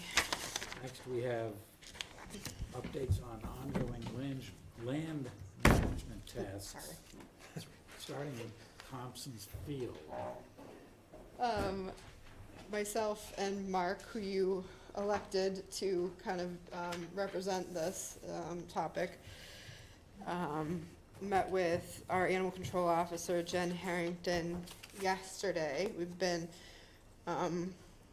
trying to arrange, find time within everyone's schedules to do so, and we finally did. So it was very enlightening, and Mark can speak to it a little bit more if you want to. But what we got from it is I was unaware of proposed draft animal regulations in town. I was aware of the ones dealing with potentially with livestock, but I did not know that there would be potential new regulations or bylaws that might have to do with dogs in particular. And really the purpose of those dealing with dogs would be to clarify things such as what does under your command mean? Things like that, because right now it's very loose, and we have had numerous documented issues in this past year or two from Thompson's Field. And we're not gonna have a public hearing about it, obviously, right now, but I think where we came out of the meeting was there is to work with Officer Harrington to see, because evidently that language has been submitted to administration. The animal language has been submitted to administration for review by council, to help her follow up with that, as well as to come up with clearer language for what's the definition of under your control. And I can't remember the other thing that we were gonna add into there, but there's an area of the field that backs up to on the Chatham Road side to Mellow Lane, where there's been a history of issues because people have created a social trail from that neighborhood that goes behind several of those houses, that goes into the field, and several of the issues that we've had stem from that area. Have dogs being off leash, kind of going into people's yards, jumping people's fences, doing other things. But there's a simple potential solution to that, is to decommission, if you will, those trails, put up deterrents, basically, close the trails. We've tried to do that before. We can try harder, but we're trying in all of our conservation areas. We really encourage people who are walking to stay on mapped, marked trails. That way habitat doesn't get fragmented. That way we don't have negative interactions with neighbors and things like that. So that's one thing that our department can do easily, or without a vote. But before we changing rules potentially in regards to animals at Thompson's Field, we thought it would be a better start to have a better, clearer bylaw that the animal control officer can actually uphold, because under your control is very much up for interpretation unless you define it more clearly. So she can't cite people if it's ambiguous as it is. So, Mark, do you have anything you want to add? No, I think you've been very accurate about what you explained. There's going to be a process Yep. to go through to get to a point where we can institute or make suggestions or go any further. And right now, animal control is working at it, and I think we're going to have to let them go through the process. There will be public meetings about the proposed bylaw changes. So the language about dogs being under the control of their owners or whoever has them is in the bylaw, not the regulation. It's bylaw. Bylaw, so it has to go to town meeting. Yep. And the problem in the neighborhood of, did you say Mellow Lane? So are the social paths made by people in that neighborhood wanting to access the Thompson's Field directly? And the problem is, people who aren't in that neighborhood, their dogs going from Thompson's Field to the neighborhood and disturbing the neighbors. It's primarily, so I do think that the trails originally were made by the people in that neighborhood to better access. But the issue is that the trails have become substantial enough now that if you're walking your dog in Thompson's Field on one of the marked trails, and your dog is 100 yards away running around, it's going to take one of those trails, and that's what they do. They take these trails into this neighborhood. We'll go into it more at another time, but instances where owners are nowhere in sight and dogs are coming from Thompson's Field down these trails and into this area and causing issues. And the issue is not the animals, it's the people's lack of understanding what in control means and what you, as a responsible owner, have to do to be in our public lands. So. Okay. So I think before we talk about I think it's a good start to come with clearer regulations for people to follow. Alright. Thank you. Anybody else have questions or comments? The question is, it's gonna be bylaw changes, so this is gonna be, anything anticipated for this year's upcoming meeting? Yep, she submitted the draft language to administration and to council.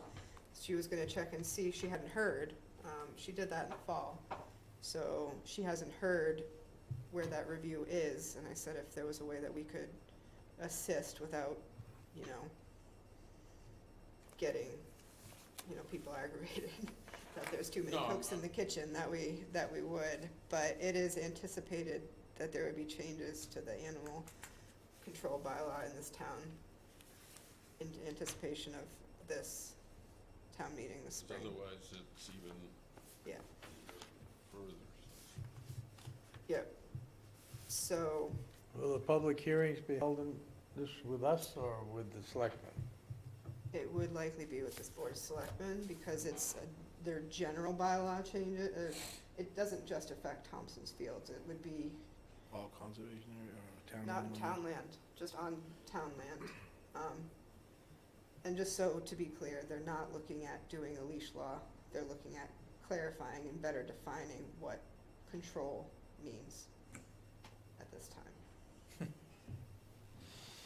Mr. Chairman, do we have hours on our properties, posted on our properties saying when you can and cannot be there? I know it's another question from this, but I think it's like sunrise to sunset generally, but I'd have to go back. We don't tend to have issues at Thompson's at night like we do with some of our other more remote conservation areas. We have, the issues that we have at Thompson's are different than the issues we have at Robbins Pond or the Bell's Neck or things like that,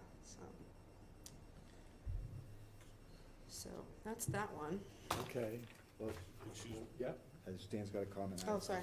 No, because you talked about, it would be on town land that we're talking about the bylaws, so it could mean also the beaches too, It's any public property.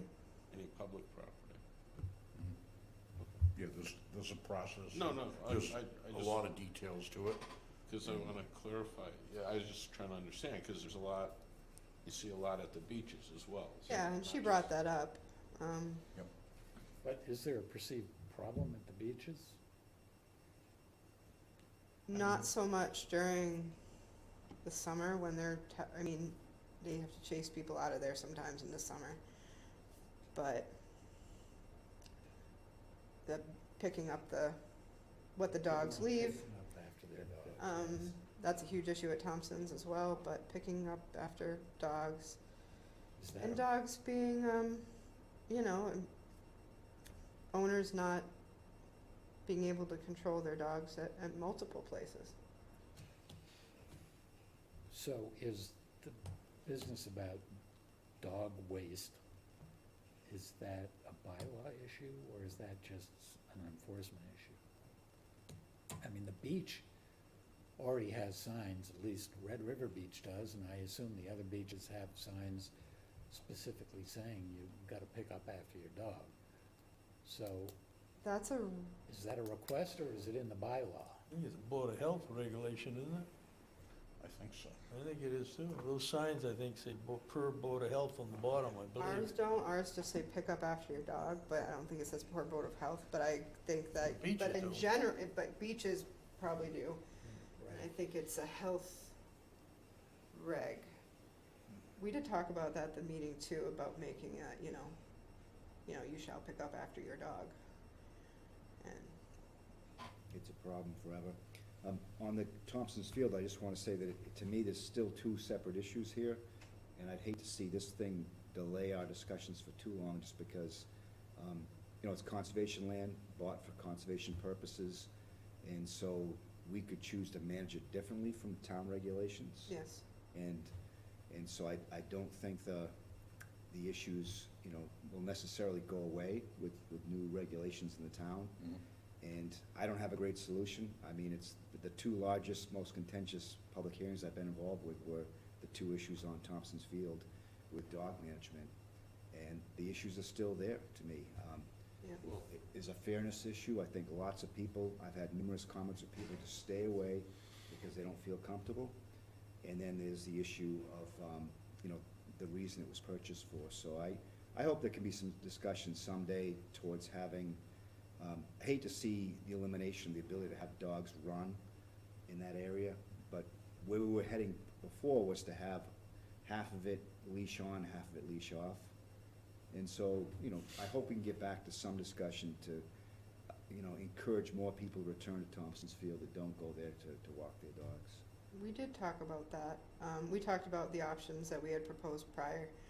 They're not necessarily off the table. We figured maybe we'd take a first step and see how this goes. What's really, I think, different is that we have an officer this time. We have support to uphold these regulations. And somebody who, if these bylaws get changed and there's more strict animal control laws, somebody who's committed to go out there Yeah. and actually enforce these things, and hopefully making examples of some people will help. And we may have had some reluctance before to, be Yeah. stern about it. Yep. Stan was. Oh, no, yeah, that's what I was hearing you say. What you're talking with the enforcement officer is really the definition of controlling the dog, not, and then the next step is, then you can enforce the rules afterwards. Right. You have to have both. Right, so you have to define what's required first, and then you can go and enforce it. So these are my words. Right. Okay, No, but that's what I'm hearing. in short, from my perspective, we don't have a dog problem, we got a people problem. That's the simple truth. Right. And they need to control their animals, and they need to follow direction. You know, the dog people, the dog owners have rights, but so don't any other individual who wants to be there. So there has to be commonality between the two of them somewhere along the line. Right, just to emphasize my point, we can have different management in a conservation area than the town has at town-wide properties. Picture the Conservation Trust. They have, I believe, leash on everywhere. Yes. They do. So, I mean, we can have a different management approach without, having the town bylaw. I think it'd be prudent to wait and see how that pans out, and so I'm fine with that, but we can do things a little bit differently. And there is a fairness issue, I think, that has been outstanding for a long time there. And I'd like to see that revisited, perhaps, if it's even possible. What exactly is the process for the commission to take that? Public hearing. Public hearings, and it's just like we're talking about at Bell's Next Box. It's a management process, and it's a tough one. It's a great place to run a dog. And, Sure. But it's also 57 acres, and I hate to see people who tell me they won't go there because of the times when just the dog activity and the dog waste is just too much. And so I'd love to see greater participation of the public at a conservation area. But it's not one to fall on the sword either. It's a tough one. So there's plenty of things we can work on, so. Yeah. It would be nice to, I work in Thompsonsfield all the time.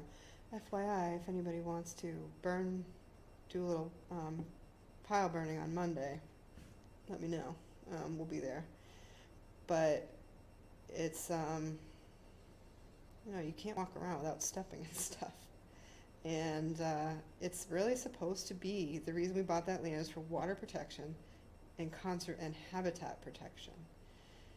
And it would be nice to see some of the wildlife be able to come back into that area if other animals could be a little bit better controlled. So, just wanted to update you. Well, Is there a way to document that's interesting, because the lack of wildlife there are no dogs allowed. that would otherwise be there if there weren't so many On our dogs property. running around?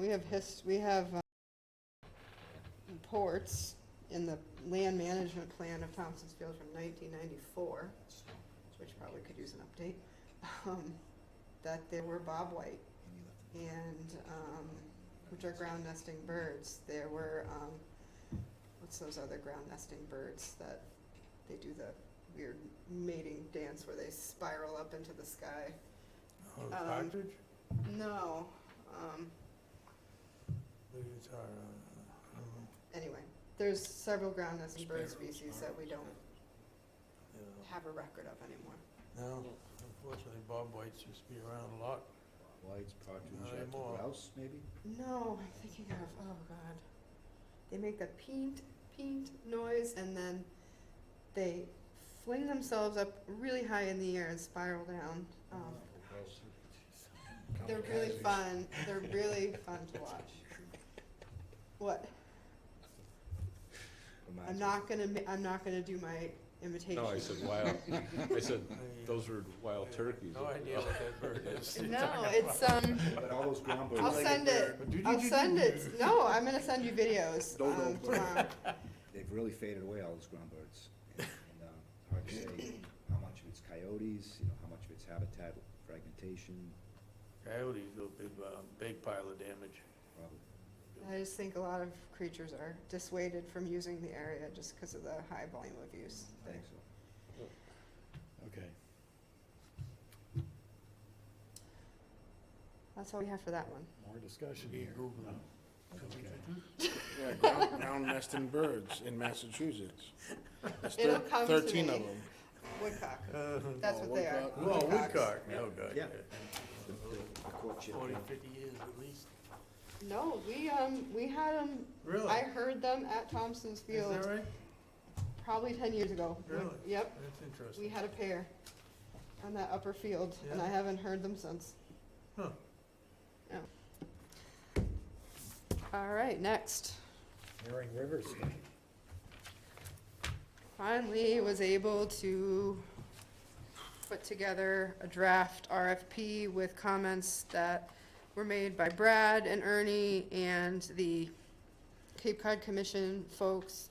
I printed one off for you, and gave it to you. it was just today, but it's something. I wanted you to have, we don't have to do it tonight, but have a chance to review it. I'd like to send it to that team of people that we had met with the commission or the county, and get their thoughts on it before we release it. And obviously get your blessing to release it as well. But Brad, you put a lot of thought into it. I'd love to hear your comments. I tried to incorporate yours and Yeah. no, Ernie's comments. Yeah, no, thank you, Amy, for doing that, and I think my thought is, let's hear from everyone else on how soon they feel they can turn around comments, because I would like to review it one more time after I hear from others. Yeah. And then turn it out to the, as you say, to the group. Yep. And so tonight, I'd love to say, okay, we have a light agenda next time, not so much, Not as light as tonight. okay. It's gonna start getting busier now that we're on the holidays. That's what I worry about for this, and the next item is, how soon can we, make some traction this winter before we get really busy again? So, I'd almost ask the chair to put a deadline for a month, 2 meetings, whatever people think they can, let's have some discussion, of course, but, Unless you wanted to do a special session for something like this, for some of these things. I think this'll have less effort, I think, among the members than, say, the next one on Bell's Neck. Well, I meant for that too. Right, If so we that- needed to have, I'm thinking of both the same way, is like, let's try to come up with some kind of a timetable to turn these things around. Do we have to have a public hearing? on the RFP, no. And what is the process? I'm assuming committee turns this around, the commission turns this around in a short amount of time, and we all agree on this or something like this. Then with the town, does it have to go through an administrative process? Yes, In the town? procurement process. But We don't is- know what the cost is gonna be, so that's hard, because there's different levels of cost or different procurement methods. So is there some time-consuming process beyond what we do in administration that involves this? It's not that time consuming. No, I just have to get some direction on which, can I just send it? Do we put it in the central register? Is it something I could send out, to just, people that or firms that we're comfortable, or that we know do this type of work, things like that. But the hardest part is the RFP itself. And with some of these items, I mean,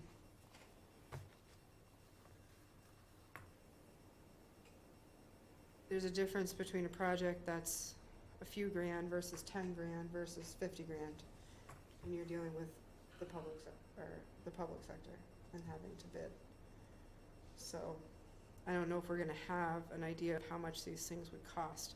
Some of these things are gonna, they're not hard items, they're just very time consuming. We're just gonna eat up there's gonna be a lot of money involved in wages for people to do some of these things. But we have funds. If I could add on that, I think it'd be great to have the members look at this and think about what they would like to see. Mark mentioned earlier how he'd like to see greater or added emphasis on further up in the watershed, heading towards the ponds. I think it's a good idea, but there's a cost to all these things. Hydraulic model, 15 grand or more. Yeah. There's things like that where we have to I think about. think we did, I put that as an alternate. Yeah, we can have things as alternate. Additional options, items. bid options. Yeah. So I'd ask everyone to think about what they want to see in this, and then and I like Mark's idea, just, can we find the money to pay for it? And the second thing is, a real focus of this was on the impact of water dependent The structures. structures, right. Because the commission had voted to pursue a ban for new docks in Herring River. We pulled back from that. The studies, came out to be something to pursue, and that was a big emphasis. Do these structures cause impacts? I wouldn't want to lose sight of that, Mm-hmm. but let's think about what we can get out of the study, what's more than that, Mm-hmm. and what we want to pay for. Can we think about this as in a phased approach? That is, a sort of global, longer-term objective is to understand the whole Herring River system. This is phase one. And maybe there's more than 2 phases, but another phase is upstream from, what is it, the Route 28 bridge, is that? Basically freshwater versus saltwater, honestly. Well, but upstream from Route 28 is still It's still salt, yeah. brackish, right? Yeah. Right. I mean, that's a detail. The question is, Yeah. I mean, there are limited funds, right? So, I mean, some of the Yeah, unless we concerns go that for have been CPC. expressed here is the vegetation growth upstream from the West Reservoir. Mm-hmm. Clearly, that's like the whole other area, and probably beyond what can be done with the funds that were contemplated for this. So I think we should think in terms of a phased approach here, and maybe as part of the process, establish what any subsequent phases are on a sort of high level, and get this done, and then, get an RFP issued, and then work on subsequent phases, rather than diluting this, trying to include other Yeah. things. Just a thought, I agree with Brad that really as a result of the proposed bylaw changes that didn't end up going forward, we had kind of promised that we would put forth this study on water dependent structures, so I don't want to lose sight of that either. That would come out of our wetlands funds. But potentially a study on the other portions of the Herring River, the upper portions where we have, potentially restrictions, we have vegetative issues, things like that. Maybe that could be a CPC fund request. It's a public resource. So could be 2 separate but obviously intertwined projects. Can I, Amy, I think that all of that is a good idea, but I think we need to sort of keep these separate in the bid process. Oh, yeah, yes, of Or else course. we're going to have problems with the public bid law. No, it should be separate in the bid process. Yeah, I mean, from our thinking about it as to what we want to do in the long term, Yeah. that's fine. Yeah. just a question, so if we do this study from Nantucket Sound up to, just say, Route 28. Yeah. All those property owners will be notified, correct, as an abutter, because the study will be going under, they'll have to get permits to do this study. So that's just gonna bring out. They don't Lot- need permits to do the study. Wouldn't they have to be notified, the abutters, though, that this is happening? Legally, I don't believe so, but would we? Yes. Well, that's why I'm at, I hope so. I hope so, Yeah. yeah. Because, I mean, that's where you're gonna get all that stuff is gonna come to a head at some Yeah. point. They all want to know about it legally. It's in tidal waters. They don't technically own out to that. Testing and they call exploratory work like this is actually an exempt activity from wetlands protection regulations, but the right thing to do is to notify them of what's gonna happen. And we would do that, either, I have emails for a lot of them, or, we would reach out to do public, I mean, that's a lot of properties on this map they're showing you here. yeah. There's a lot of properties. Yep. And it's an abutter to I an mean, we abutter too, put right? it- It's an abutter to an abutter, I think, when the notification goes. We don't have to notify, I'm just saying, but. I'm just saying, if you have to. But Amy, I think the thing is that this study is potentially leading us to going back and drafting regulations. Mhm. So we would just have to have public meetings as the Yep. study was going along. Yep, and we would probably put an article in the paper that the study is gonna happen. Yeah, and we'd have to Yeah, have public notice. so it's not gonna be, So I yeah. mean, everybody will have the opportunity to know about it.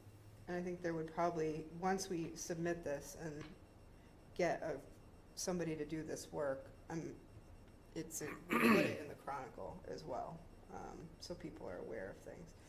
But definitely, I mean, notify the people who are on the river of what's happening, so, Because you'll be looking at their water structures, right? They own the water structures. Yeah. right? So, to get back to the previous point where you, I think Amy suggested CPC funding for things upstream. Also, the county is embarking on a pretty ambitious project to address issues with freshwater Yep. resources Mhm. on the Cape. And that's, I don't know whether there's a possibility of funding from there, but significant amount of money has been allocated to that. And the concerns that you specifically have about that should one way or another be brought to the attention of is the Cape Cod, I always get confused about whether people are associated with the Cape Cod Commission or the county, but there's a bunch of, Cooperative Extension, I think, is the group that, which is the county. Anyway, there is a Ponds and Lakes Initiative, and probably your concerns should be brought to their attention. And I can send you the information. I participated in those meetings when I get notified about them. I've got some history stuff, because it started way back in the 80s, and they started identifying all the ponds, what's a great pond, what's not a great pond, and they did the whole water quality test on the Cape. I've got a lot of that stuff that my grandfather had, that I can But share with you. and see They've what's- also just issued a revised Ponds and Lakes Atlas for the Yeah. Cape, which is on the commissions of the county's website, which you might be interested in looking at. I don't know whether there's any information on there at all about the Herring River upstream from West Reservoir, but I mean, it's an issue that should be brought to the public's attention so the public understands that resources will be required to address the situation, and not addressing the situation has consequences. I will say the flow from Great Western Road north, all that weeds or whatever was growing in, has been trampled the past month or so with all the extra rain that we've Oh, had. really? So the flowage is cutting through. Has it cleaned out some of the Well, vegetation? it's just, you can see the difference, and obviously it's wintertime, but the growth is, you can see the path of the riverbed a lot better. Just had one thing to add through the conversation. Studying the southern part of the river is all very sensible regarding the impacts that you're talking about. But the health of the northern part of the river seems to me to have a potential to impact the southern part. So they go hand in hand, as I see it. And I am particularly concerned about the northern part, given a choice, one to the other. I'd say water quality certainly doesn't, water quality stems the whole watershed wide and stuff goes from the north down. But as far as we're looking at impacts of water-dependent structures to the river. So In a perfect world, we'd study both at the same time because of the press and public communication benefits.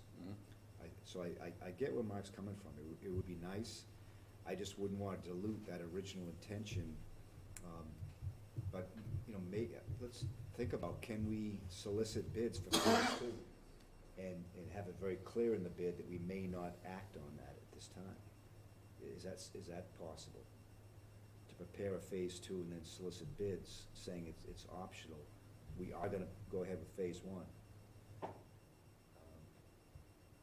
It would be nice to mobilize that public interest at the same time in the whole watershed, if you could. think about that. So there have to be some very specific objectives for that as well, which aren't included in this. Yeah, so we could, if people want to give me their ideas for similar to what we listed as, you know, items 1 through 6 here, of things that are, you know, studied, if we could come up with a similar list of what you'd like looked at, and I could think of a handful for the northern part of the river. Draft it and see what you think. Amy, I mean, I think my feeling is that we need, granted, I agree we should look at both. But I think we need to focus on, you know, what you have here and the impact of water-dependent structures, because that was really how this whole initiative got going. And I would And what we hate to promised the dilute public, yeah. our effort on this part, which may be leading us to some new regulations by, you know, also trying to do the other at the same time, or trying to combine the two.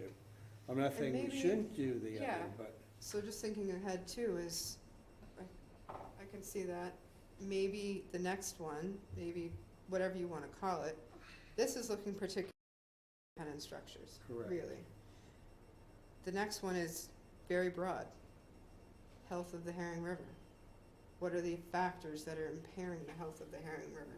which is more of the Which water is quality Very issue. broad, water quality, vegetation, impediments, things like that, Flow. right? That's what I mean, yeah. What was done in, I think, the 70s, that report I gave you, that was kind of Yeah. a watershed plan. Yes, And revisiting that would be a great idea. yeah. Well, does it make sense to ask people to comment on what's before them now in two Yes. meetings? And then try to proceed to prepare I mean, I'll- phase two? Can we try to put, I mean, I'll put it on for the next one. Well, I Let's would do that. prefer the next one. So, Let's do that. obviously, you guys aren't gonna be getting your materials for the next one till late next week. If you have time in the next week to look at this for a little bit, that would be helpful. We could put it on. It's a medium agenda next time. I know that 14 mil points coming in February back, and usually we're now getting past the holiday lull that we had, which we had a light meeting today because of the holidays, in terms of new filings. The past few days have been absolutely bananas with people asking, filing deadlines, what type of application would this be? I think it's gonna get busy, so,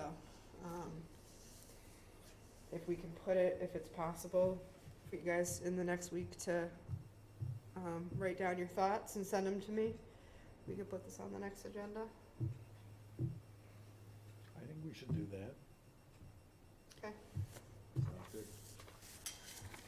The next one's a little bit bigger of a thing, we might need a separate meeting for that.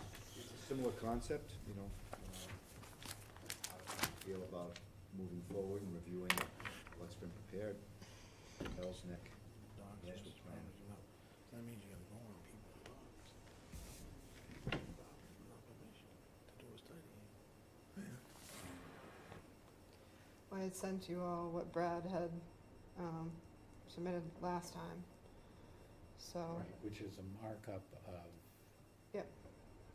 a markup of the original plan. the original. Yep. Yeah, I think, To me, this one requires like a separate meeting. It probably Almost. does. it needs more A discussion. work than- session, Than the study, Harry River Yeah. study. yeah.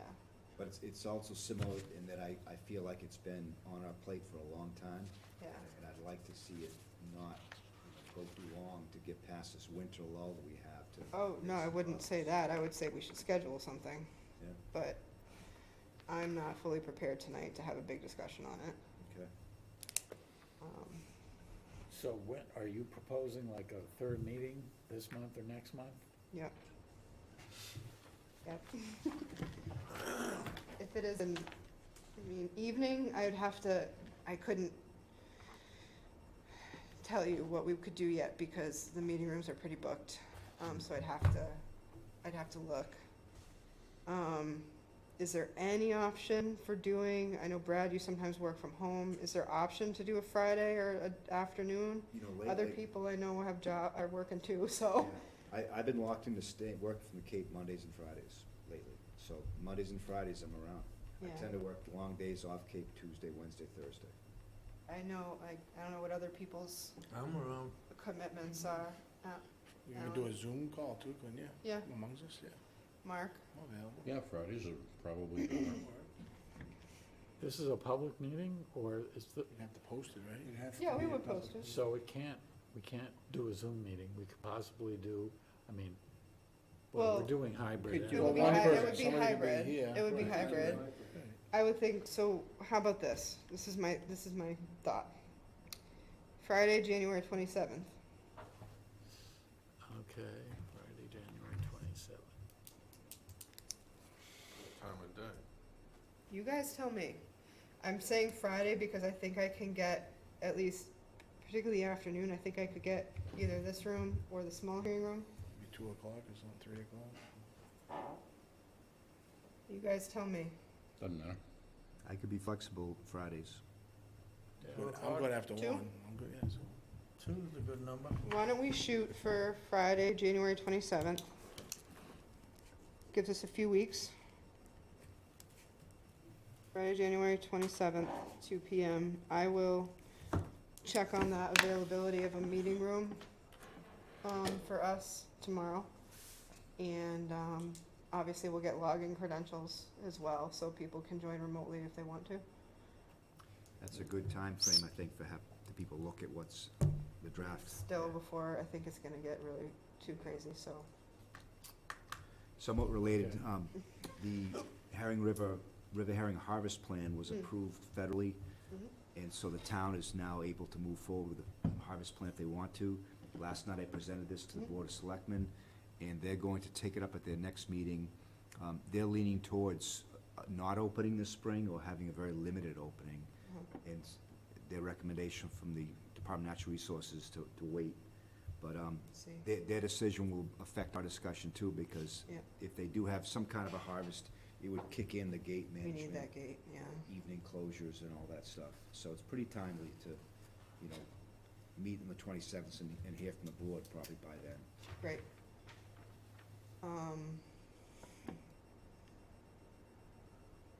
Sorry, separate thought, so I'll wait. Not to deal with Bell's Neck. Okay, so, but we're agreed tentatively Friday, the 27th at 2 o'clock, I'll confirm with you by the end of the week. okay? We got some homework. Reading. Yep, lots of reading.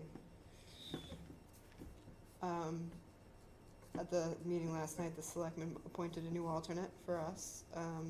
So I'll reach out to her in the next couple of days and see if she wants to come in and meet and chat. But Sophia Piling, evidently she's a master gardener or a horticulture specialist. So yeah, so we still have one open alternate spot. And the selectmen last night were also listing, or in that meeting, a list of vacancies was given, Mm-hmm. and conservation was on the list, so Good. they're soliciting. I know that they've had over the past few months, a few interviews, or at least they've listed conservation under their list of interviewees, so. Where's the vacancy in our commission? 2 associates, right? Alternate members, yeah, 1 now, because Sophia is gonna be our alternate. I invited her to come to our next meeting, and, yeah. Okay. Were you listening in last night? I didn't listen to the whole thing, and I didn't do it last night. I just was checking out what they were doing at the beginning. Keeping tabs. Yeah, well, that's a full-time job, so I'm not really keeping tabs. Yeah. Okay, so, Okay, we got anything minutes. else under ongoing land management tasks? Oh, sorry, I missed minutes. Passed right over that. Oh, you thought we were, Well, I would have, yeah. I've been through all 3, and I have very, yeah, one comment, it's almost not necessary. I have no comments. I have no comment. No comment. Yeah, I would just, to the 2019, I would add who was the chair. I think that's important. That would be you. That would be me, yeah, way back then.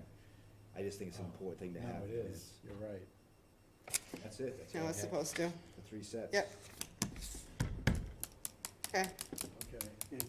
Should I make a motion on all 3, John? Or do you want sounds to? good to me. Okay. I'll move that we approve the minutes of meetings for December 4th, 2019, July 6th, 2022, and July 20th, 2022. Seconded. All those in favor? Aye. Would you like another motion? Any other discussion? Hearing none? I move that we adjourn. Second. All those in favor? Aye. Aye.